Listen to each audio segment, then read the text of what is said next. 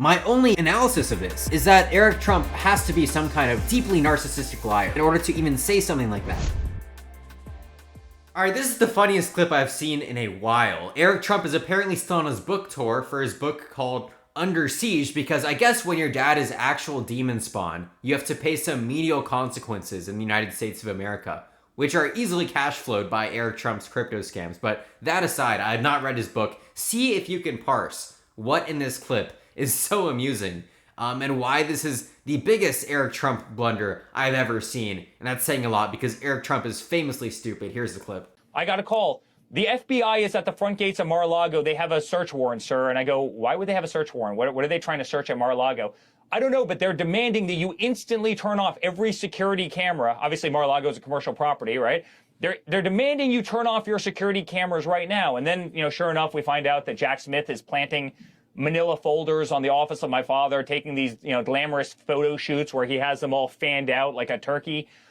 This was the lawfare. Then they leaked our tax returns, and not just my father's tax returns, the tax returns of every member of the family and half of the employees in our organization. And then they took my father off the ballot in Colorado, and then they took him off the ballot in Maine, and then they tried to bankrupt us. And when that didn't work, they started calling up JP Morgan, and they called up Capital One, and they told them to cancel us, to cancel all our bank accounts. I swear this guy does the same rant every single time. He just changes little stuff. And this change happened to be absolutely catastrophic. This is just so funny. So his retelling of the story is that Jack Smith himself walked into Mar-a-Lago and planted the Manila files so that Donald Trump could be framed for his false crimes. The only problem being, the FBI raid was in August, I believe. Yeah, it was in August. Jack Smith was appointed special counsel at the end of November 2022, so 3 months later. 3 days after Donald Trump announced he was running for office again, fairest DOJ in the history of the world, because they wanted to be independent in their prosecution of Donald Trump. They appointed Jack Smith for that reason. No one knew who he was really before that. So, oops. You should have researched your talking points a little. Yo, you should have also researched. Actually, I should backtrack. People forget, just to tell the correct version of the story here. The FBI raid came after Trump literally told his staff to delete security footage after it was subpoenaed by the Biden DOJ. And after he told his staff to move boxes into storage and hide classified files before his lawyers were going to come, sweep the area so that they could sign a letter, send it to the DOJ, saying that all the documents were cleared. So he was de facto defrauding the DOJ by defrauding his own lawyers. That's what happened prior to that. It's not like the FBI just wandered up there. This had been a 2-year-long battle. But he should have also researched, tried to find any more information on the tax stuff and on the debanking stuff. Just the easiest one. There's zero evidence that Capital One or JP Morgan acted in any sort of coordination with the Biden administration. That would be a huge scandal. A Trump level scandal, might I say. And that's absolutely not the case. You cannot find a single piece of evidence even suggesting that. And if there was that kind of coordination, the Trump administration now would have released it. Tulsi Gabbard's grasping at straws to release anything she can. And this would be top priority there. The other thing, the guy who released Trump's tax records, people just forgot about this, but it was a pretty big story at the time.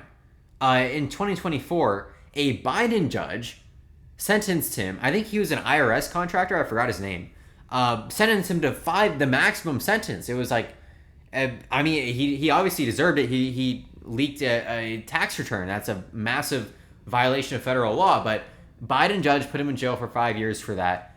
Again, if there was any kind of coordination, we would know.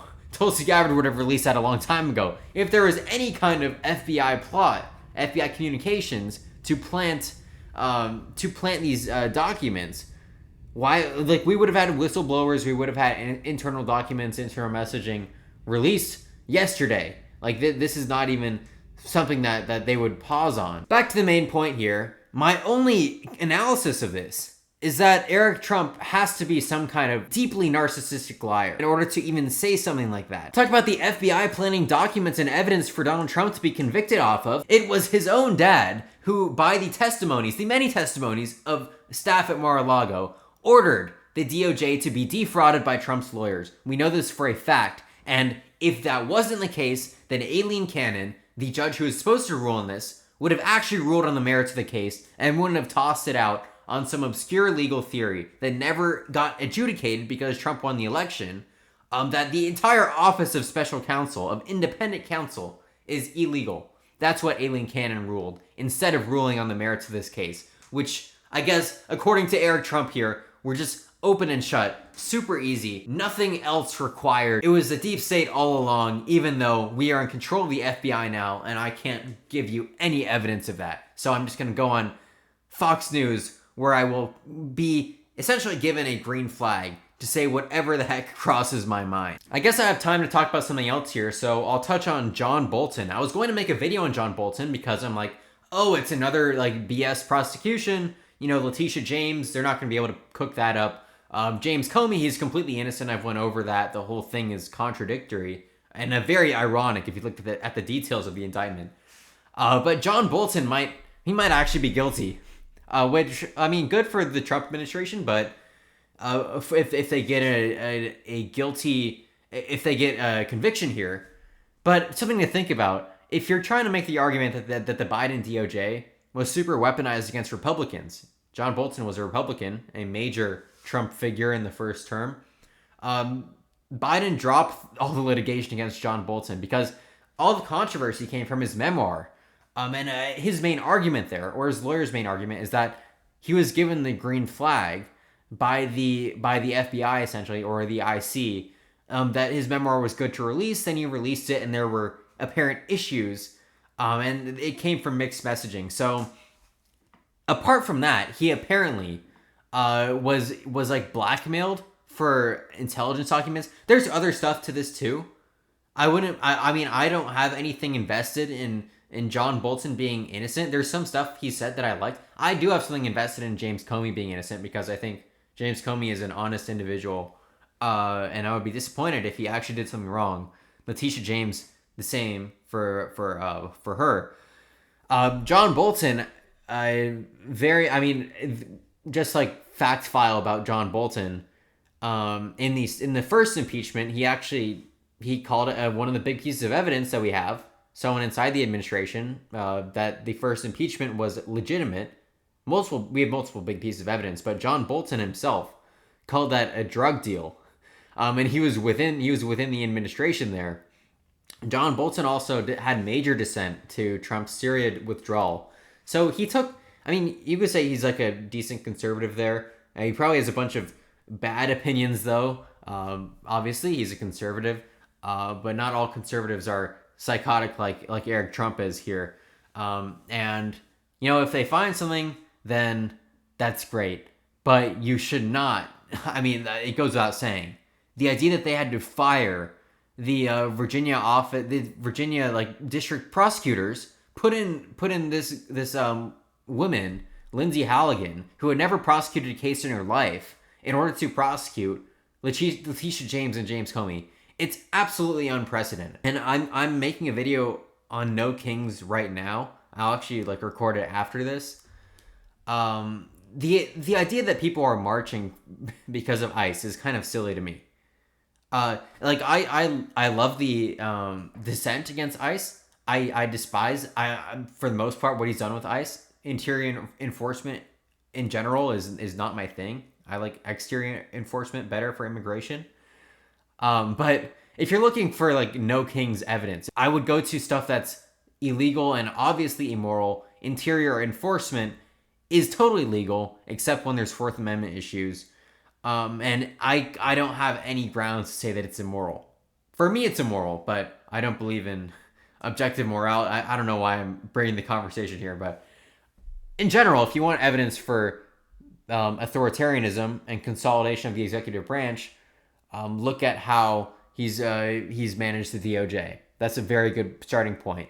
And then probably the biggest piece of evidence would be separation of powers and the 6 rulings that the Office of Accountability, his own Office of Accountability, which is bipartisan, has made against him in cases where he has essentially, impounded money from Congress in a way that was unlawful, unconstitutional, etc. Those are all very specific cases in and of themselves, but much stronger than, albeit less impactful. ICE is probably the most impactful thing. People just don't like the person that they didn't vote for marching into their cities with a bunch of federal troops that just throw tear gas around. So I sympathize with the ICE dissent there. But for an intellectual argument, that's not what I would make personally. But I have a video on that. Not about what I just talked about. It's about Mark Levin again. But that time, Mark Levin's actually me talking. This video, he didn't talk at all. He does this little historical rant this time. And I think it's very interesting what he says. So you can watch that video if you want.